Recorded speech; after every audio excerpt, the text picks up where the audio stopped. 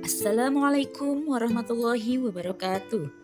Perkenalkan, nama saya Nur Inayah dari SD Negeri 2 Matangaji. Pada kesempatan kali ini, saya akan memaparkan rencana aksi perubahan dalam kegiatan orientasi ASN P3K 2023 di Kabupaten Cirebon.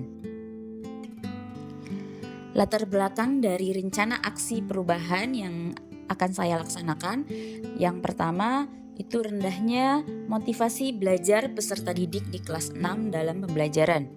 Yang kedua, rendahnya minat baca peserta didik di SDN 2 Matangaji. Yang ketiga, maraknya aksi bullying di lingkungan sekolah. Dan yang keempat, kurangnya kesadaran peserta didik akan pentingnya lingkungan bersih dan sehat.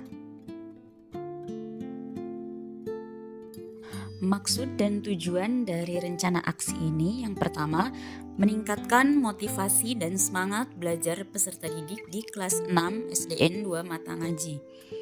Yang kedua, meningkatkan minat baca peserta didik kelas 6 SDN 2 Matangaji. Yang ketiga, menjadikan SDN 2 Matangaji menjadi sekolah bebas perundungan atau bullying. Dan yang keempat, menumbuhkan rasa cinta dan peduli pada lingkungan sekitar. Waktu dan tempat pelaksanaan orientasi ini dilaksanakan mulai tanggal 13 November 2023 sampai dengan 30 November 2023 melalui sinkronus, yaitu memakai aplikasi Google Meet, dan secara asinkronus. Dari beberapa masalah yang ada di SDN 2 Matangaji, maka saya membuat rencana aksi perubahan.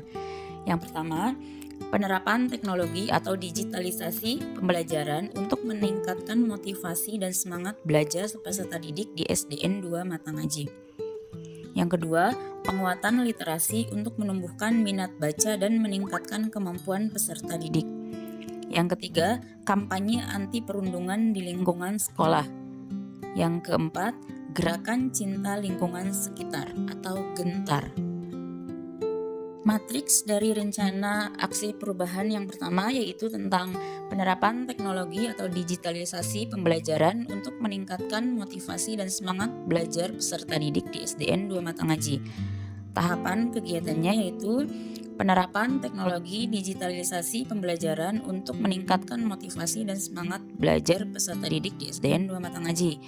Tujuan dari kinerjanya meningkatkan motivasi belajar peserta didik melalui penerapan teknologi atau digitalisasi pembelajaran.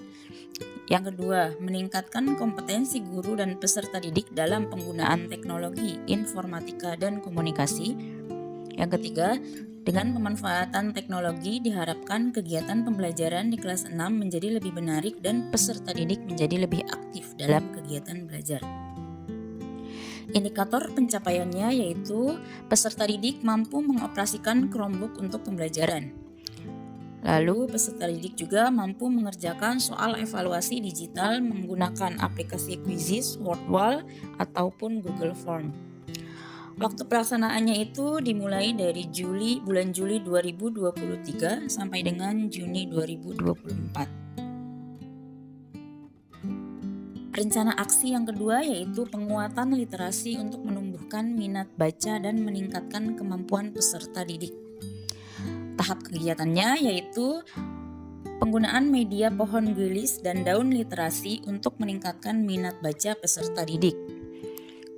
Membuat pojok baca di kelas dan menyediakan buku-buku bacaan di display pojok baca.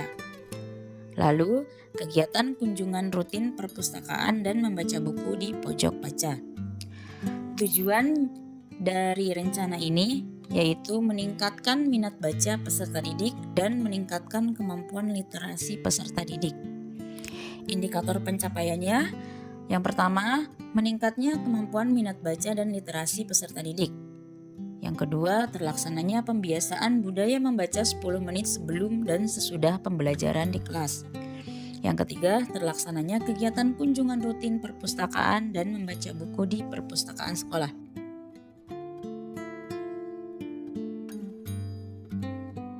Rencana aksi yang ketiga yaitu kampanye anti perundungan di lingkungan sekolah. Tahap kegiatannya yang pertama sosialisasi tentang anti perundungan atau bullying di lingkungan sekolah. Yang kedua, menerapkan pendidikan karakter agar peserta didik memiliki budi pekerti luhur. Tujuannya yaitu untuk meningkatkan pemahaman peserta didik tentang perundungan dan mencegah tindakan bullying pada peserta didik di sekolah. Indikator pencapaiannya yaitu peserta didik berkomitmen untuk bersama-sama mencegah dan mengurangi perundungan terutama di kalangan siswa. Peserta didik juga mampu menunjukkan perilaku aktif dalam mencegah perundungan di sekolah. Waktunya itu bulan Juli 2023 sampai dengan bulan April 2027. Rencana aksi yang keempat yaitu Gerakan Cinta Lingkungan Sekitar atau disingkat GENTAR. Tahap kegiatannya yang pertama memberikan edukasi pentingnya kebersihan lingkungan. Yang kedua, membuat bank sampah untuk mengelompokkan sampah organik dan sampah anorganik. Yang ketiga, guru dan peserta didik membawa alat makan dan minum sendiri dari rumah masing-masing. Yang keempat, membuat papan reklame tentang larangan membuang sampah sembarangan. Tujuannya yaitu untuk mengurangi sampah di lingkungan sekolah dan menumbuhkan rasa cinta dan peduli pada lingkungan sekitar. Indikator pencapaiannya yaitu 1. Peserta didik peduli akan kebersihan lingkungan sekitar dan tidak membuang sampah sembarangan. Yang kedua, mengolah sampah organik dan anorganik untuk dimanfaatkan menjadi barang atau sesuatu yang berguna.